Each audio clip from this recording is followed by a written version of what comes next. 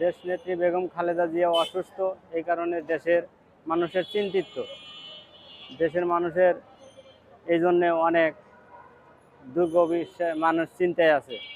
বেগম নেত্রী খালেদা জিয়া যদি আমাদের মাঝে থাকে, তাহলে দেশের একটা নেত্রী ফিরে পাবো। দেশের নেতা, যোগ্য নেত্রী সে আজ পান প্রিয়জন, সবার পানে প্রিয়জন আছে।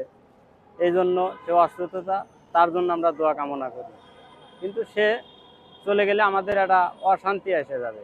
দেশের যোগ্য নেত্রী বেগম খালেদা জিয়া সে আজ ফিরে আসুক আমাদের মাঝে, এটাই আমরা চাই।